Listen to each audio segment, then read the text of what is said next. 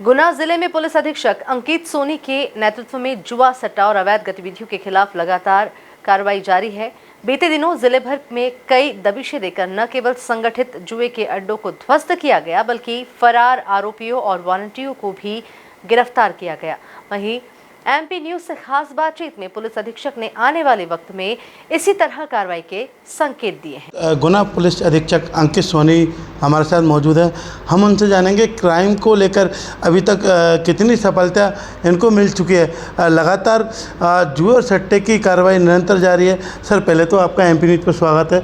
Sir, आपके द्वारा जो सट्टे पर और जुए पर लगातार अंकुश लगाया जा रहा है, तो सर आपकी आगे क्या रणनीति रहेंगी और आपकी निरंतर कितनी कार्रवाई चलती रहेंगी? जब मैंने गुना ज़िले में ज्वाइन किया था तब मैंने देखा कि गुना ज़िले में काफ़ी वैरायटी ऑफ क्राइम है, जिसमें जुआ, सट्टा और IPL betting gambling related crime बहुत ही ज़्यादा है। तो गुना पुलिस को मैंने निर्देशित किया था कि इस पर निरंतर कार्रवाई करें। तो इसी तारतम्य में कई सारे हम लोग जुए सट्टे पे कार्रवाई करी जा चुकी है।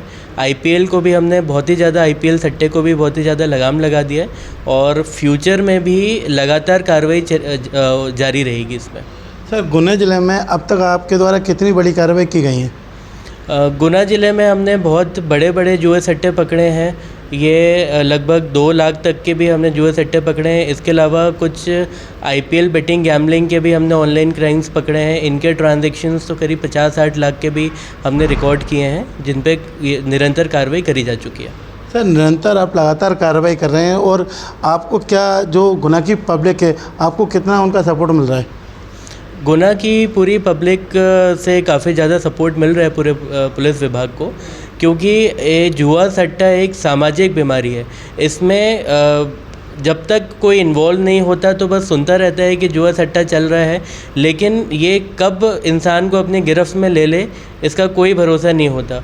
फॉर एग्ज़ाम्पल, अगर कोई इंसान 10 रुपये लगाएगा किसी जुए में और अगर उसको 20 रुपये उसी वक्त उसने कमा लिए, तो कहीं ना कहीं उसका लालच बढ़ता है। उसी लालच के चक्कर में वो और जुए में इन्वेस्ट करता जाता है पैसा, लेकिन इस तरीके का पैसा है ये कभी नहीं फलता। ये हमेशा इसमें आगे चल के नुकसान होता है, और जब नुकसान होता है तो इसके कारण कई घर परिवार बर्बाद होते हैं, लोग सुसाइड भी कर लेते हैं, और केवल इलीगल धंधे करने वालों का ही इसमें वो रहता है। सर, काफ़ी लोग ऐसे हैं जिन पे जुए सट्टे के करीब 10 से 12 प्रकरण चल रहे हैं, तो सर उनके पे क्या आपके द्वारा कार्रवाई की जा रही है? क्या जिला बदल के भी आपकी तरफ से कोई प्रशासन को प्रस्ताव भेजे गए हैं? जी, मेरे द्वारा अभी 5-6 जिला बदर जो कुख्यात सटोरिये हैं उनके जिला बदर के लिए भी प्रस्ताव कलेक्टर साहब को भेजे गए हैं। इसके अलावा अभी नए बीएनएस में हमको ऑर्गेनाइज्ड क्राइम की भी धारा मिली है, तो हमने बहुत सारे जुए सट्टे एक संगठित माफिया के रूप में भी हमको मिले हैं, तो उन पे हम ऑर्गेनाइज्ड क्राइम की धारा भी लगा करके उनको निरंतर जेल भेजा जा रहा है। सर, आपने कई मर्डर के खुलासे किए और लगातार बड़ी कार्रवाई कर रहे हैं, तो जो प्रशासन है, आपका स्टाफ है, वो आप कैसे मैनेज करते हैं सर? स्टाफ का तो पूरा सहयोग रहता ही है।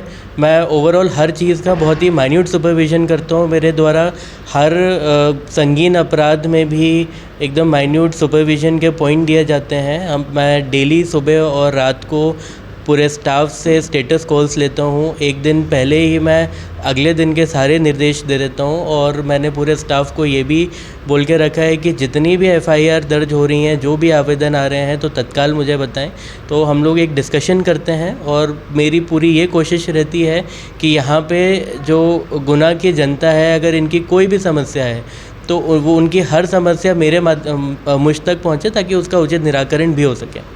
एक परसों आपने बड़ी कार्रवाई की है, 98 जो स्थायी वारंटी हैं और गिरफ्तार उनको किए गए हैं। सर, ये कहाँ से पकड़े थे और ये कहाँ आपकी टीम लगी हुई थी? निरंतर ये कॉम्बिंग गश्त हम लोगों के द्वारा करी जाती है, जिसमें हम लोग स्थायी वारंटी, गिरफ्तार वारंटी, हिस्ट्री शीटर्स को चेक करते हैं। ये ऑपरेशन रात भर चलता है, तो लगभग ये महीने में 2 से 3 बार चलता है। तो अभी तक पिछले 4 महीने में कम से कम 7-8 बार ये पूरा ऑपरेशन चल चुका है, जिसमें करीब पूरे 300 से ज़्यादा स्थायी वारंटी गिरफ्तार हो चुके हैं। लगभग 500 गिरफ्तारी वारंट वाले भी गिरफ्तार हो चुके हैं, और कई सारे हिस्ट्री शीटर्स भी पूरे उससे चेक होते रहते हैं। सर, आखिरी और एक अंतिम सवाल, आप इतनी मेहनत के बाद फिट कैसे रहते हैं और इतनी चेहरे पे आपके मुस्कुराहट रहती है?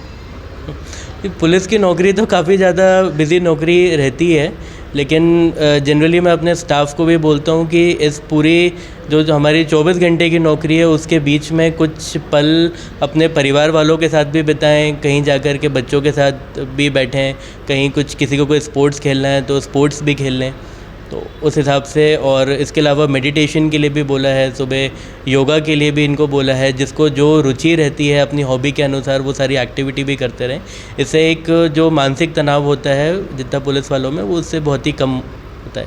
सर, एक पुलिस को लेकर, फिटिंग को लेकर जो लोग गुनाह में वर्दी नहीं लगाते थे, आपके आने के बाद पुलिसिंग वर्दी में दिखने लगी और जनता का भरोसा पुलिस पर ज़्यादा होने लगा है।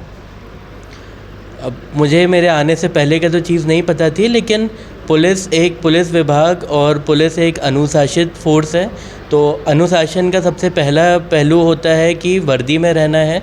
तो जितना भी थाना और अधीनस्थ स्टाफ है, ये इनके लिए कंपलसरी है हमेशा वर्दी में रहना।